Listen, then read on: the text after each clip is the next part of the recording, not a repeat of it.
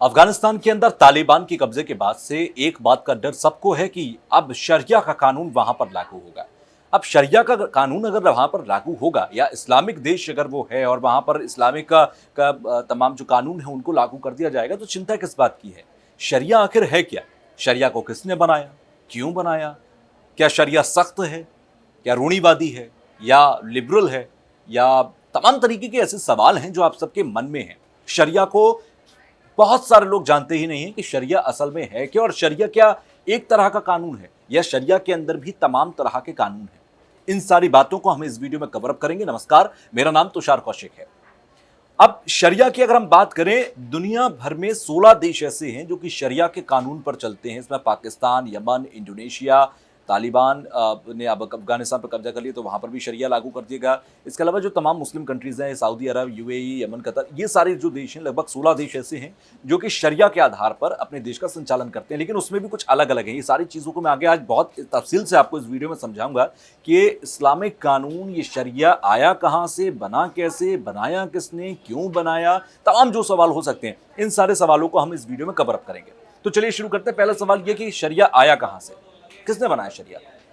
तो शरिया को दरअसल इस्लाम की जो किताबें प्रमुख हैं, जो दो प्रमुख किताबें हैं, पहली कुरान और दूसरी हदीस, इन दोनों से बनाया गया। कुरान जिसमें अल्लाह का पैगाम है, कहा जाता है कि कुरान सबसे ऊंची इस्लाम की किताब है, उसमें अल्लाह ने जो कहा वो उसमें लिखा है। दूसरे है हदीस, जो पैगंबर साहब ने कहा अपने अनुयायियों से, वो हदीस में संकलित किया गया और इन दोनों को मिलाकर शरिया बनाई गई। शरिया कोई लिखित कानून नहीं है, कुछ लिखा नहीं गया। शरिया इन दोनों से निकाले गए नियम और वो कानून हैं जिनके आधार पर इस्लाम को मानने वाले लोगों को आगे व्यवहार करना चाहिए, चाहे तो किसी अपराध की सजा देनी चाहिए या फिर घर में या फिर बाहर समाज के अंदर जीवन जीना चाहिए। तो ये बात एकदम बिल्कुल साफ हो गई कि शरिया क्या है और शरिया किसने बनाई और क्यों बनाई। क्यों बनाई का मतलब ये साफ है, क्योंकि आप इस्लाम के धर्म को माने तो किस तरह से अपना व्यवहार करें, ये सिंपल सा एक वजह है। अब बात आती है कि शरिया अगर बनाई गई तो शरिया के अंदर क्या ये जो तालिबान तमाम सजाएं देता है, कट्टर सजाएं देता है, इनका भी जिक्र है। और शरिया के नियमों को तय किसने किया, कौन वो व्यक्ति है या कौन सी वो संस्था है जो शरिया को तय करती है, क्योंकि लिखित तो है नहीं, और अगर लिखित नहीं है तो फिर शरिया को तय कौन करता है। इसके लिए 4 संस्थाएं हैं, 4 इंस्टीट्यूशंस आप कह सकते हैं जो इस शरिया को बनाकर रखे हुए हैं। उन चारों के बारे में आप जानिए। इन 4 में इन्हें मसलक कहते हैं, शरिया के मसलक कहते हैं ये। पहली है हनबली। हनबली सबसे ज्यादा रूढ़िवादी है, सबसे ज्यादा कठोर है, और जो तालिबान और अफगानिस्तान में आप देखते हैं जो सबसे ज्यादा तालिबानी सजा जिसके लिए कहा जाता है, वो जो तालिबान है दरअसल वो इसी हनबली को मानता है और इसी हनबली के मुताबिक आगे चलता है। तो हनबली ने जो शरिया के कानून तय किए वो सबसे ज्यादा रूढ़िवादी हैं, उन्हीं तालिबानी सजाओं को, उन्हीं तालिबानी शरिया के कानूनों को कहा जाता है। दूसरा आता है हनफी।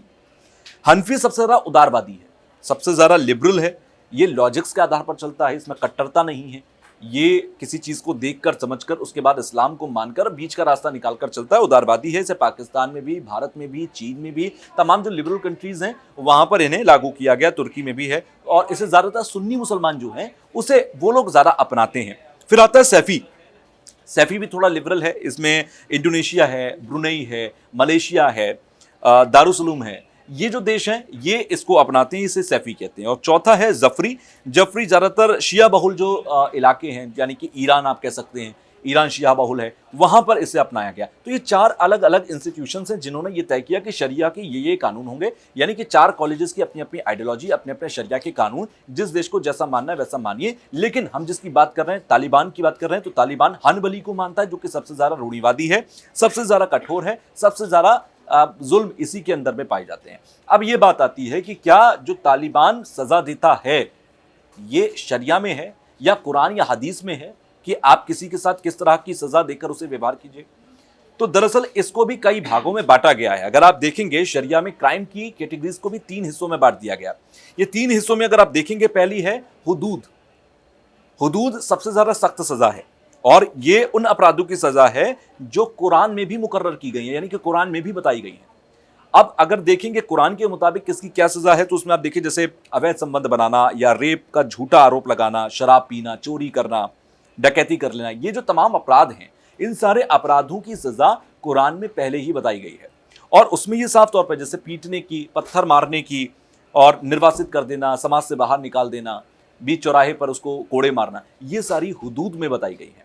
तालिबान हुदूद को मानता है और उस क्राइम कैटेगरी की सजाओं को एप्लीकेबल करता है अपने देश में। तो ये बात साफ हो गई कि ये जो तालिबान कर रहा है दरअसल ये शरिया का ही पार्ट है, हनबली से आता है, हुदूद टाइप की जो सजाएं हैं उनको ये देता है। दूसरा है किसस। किसस जैसे है, इसमें जैसे को तैसे वाली सजा दी जाती है। किसी ने चोरी की या फिर मान लीजिए किसी ने मर्डर किया तो उसकी अगर सजा तय हो जाए और दोष सिद्ध हो जाए तो फिर उसको भी आप उसका भी मर्डर कर सकते हैं। ताजिर, ये सबसे कम सीरियस वाले अपराध हैं और इनमें उन तरह की सजाएं दी जाती हैं जो हल्की फुल्की सजाएं हैं, तो उस तरीके की सजाएं देकर छोड़ दिया जाता है। तो ये पूरा तरीका है शरिया का, और शरिया किस मुताबिक से चलती है, किस तरह से चलती है और कैसे उसमें सारी चीज़ों को कवर अप किया जाता है या शरिया को माना जाता है, ये इस वीडियो में बिल्कुल साफ हो गया है। तो आपको ये तो तय है कि जो भी तमाम शरिया के मुताबिक तालिबान सजाएं देता रहा, चाहे वो महिलाओं के घर में कैद होने की 8 साल से ऊपर बच्ची हो जाए तो उसे आप बुरके में ढक दीजिए। इसके अलावा घर से बाहर कोई बिना पुरुष भाई, पिता या पति के अलावा घर से बाहर महिला कोई नहीं निकलेगी, कहीं काम करने नहीं जाएगी। तो ये तमाम जो तालिबानी फरमान होते हैं दरअसल शरिया से ही आते हैं, लेकिन हनबली जो सबसे रूढ़िवादी इनके इंस्टीट्यूशन है उसके बनाए हुए नियम हैं और उसको ये बहुत कम देश हैं, 16 देश हैं जहां पर शरिया चलता है, उनमें से बहुत कम देश हैं जहां पर इसे माना जाता है। तो उम्मीद करता हूं कि इस वीडियो में आप शरिया को तो समझ गए होंगे कि शरिया कैसे चलती है, शरिया को किसने बनाया, कैसे बनाया। अभी भी कोई आपके जहन में सवाल है तो आप नीचे कमेंट बॉक्स में लिखिए, हम कोशिश करेंगे कि अगले वीडियो में या फिर कमेंट बॉक्स में ही आपको उसका जवाब हम पहुंचाएं और बिल्कुल सटीक तथ्यों के आधार पर आपको हम उनके जवाब दें। तो अगर आपको वीडियो पसंद आई है तो लाइक कीजिएगा और ज़्यादा से ज़्यादा शेयर कीजिए, जिससे लोगों को समझ में आए कि शरिया असल में है क्या और शरिया को किस हद तक मानना है। नमस्कार।